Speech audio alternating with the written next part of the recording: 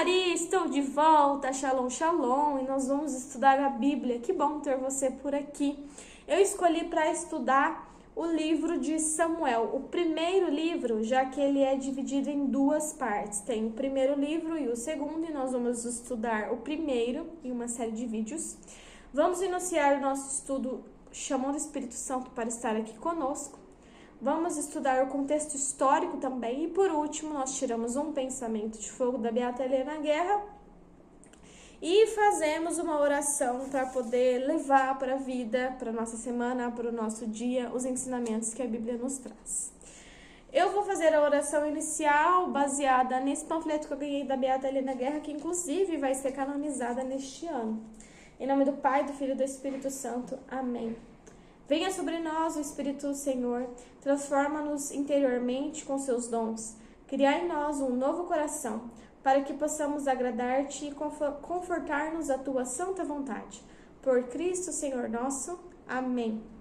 Te ofereço, ó Divino Espírito Santo, a oração de Maria e dos apóstolos do cenáculo, e a esta uno a minha, para que se realize em mim, na igreja, no mundo e nessas pessoas que estão nos assistindo, um novo Pentecostes de amor.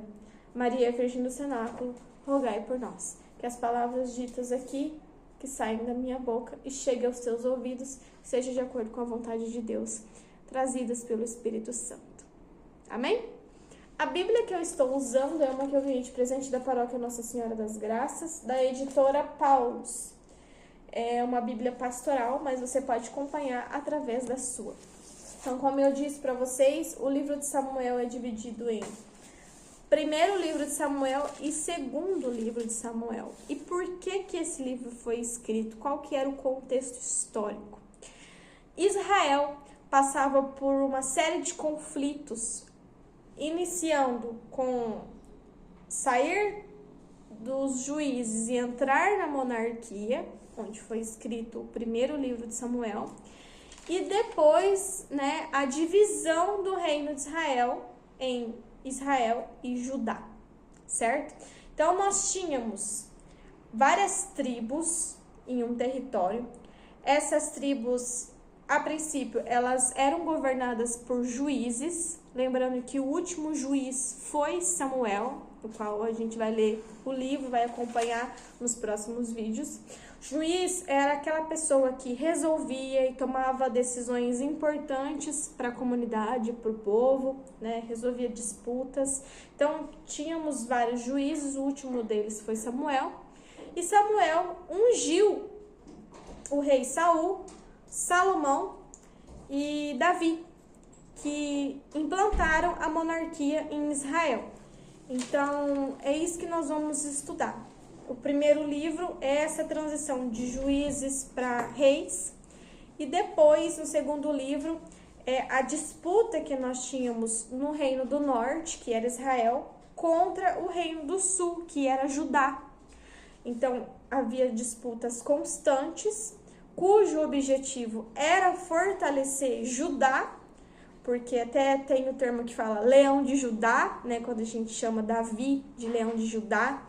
Acredita-se que Davi era um homem segundo o coração de Deus, então isso significa que se Deus e Davi tinham esse elo tão forte, que era um homem que seguia tudo que era ordenado para ele, que vinha de Javé, tudo que Javé ordenava, ele seguia, então era da vontade de Deus que a monarquia se instalasse no Reino do Sul, que era Judá.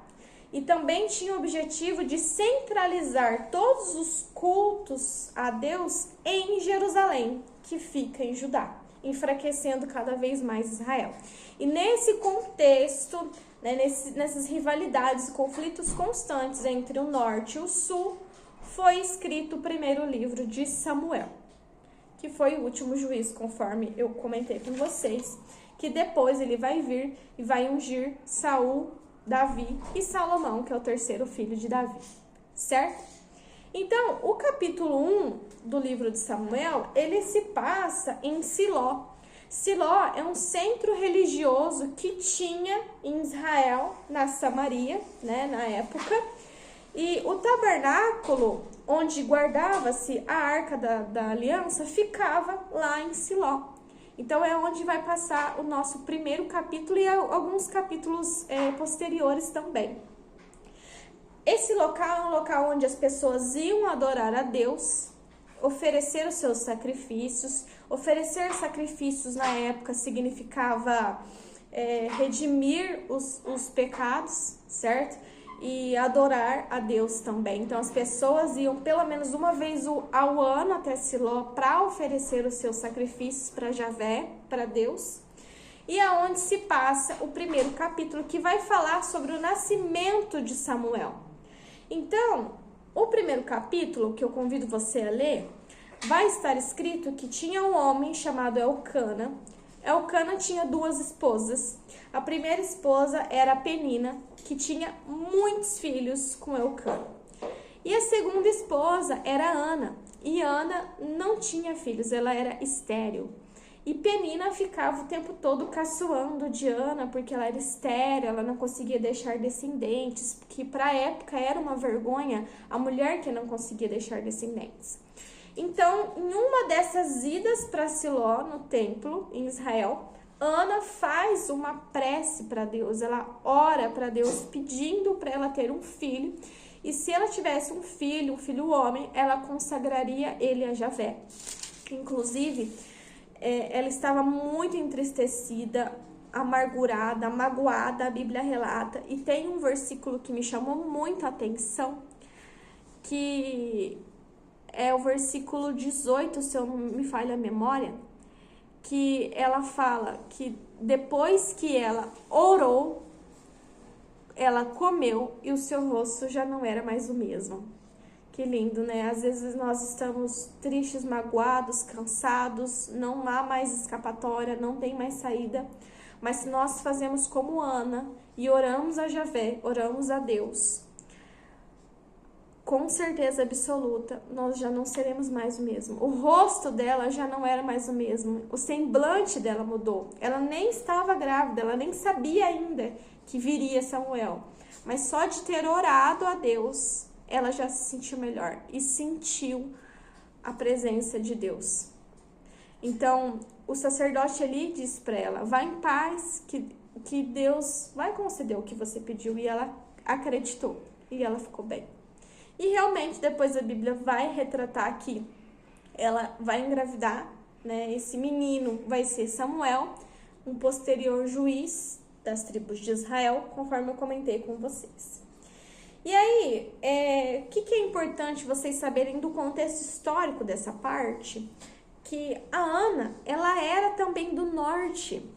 Então, trazer essa fragilidade dela e depois ela recebendo esse presente de Javé, mostra mais uma vez aqui para nós como que era da vontade de Deus que Judá fosse maior do que Israel e fosse as meninas dos olhos de Deus, digamos assim, certo?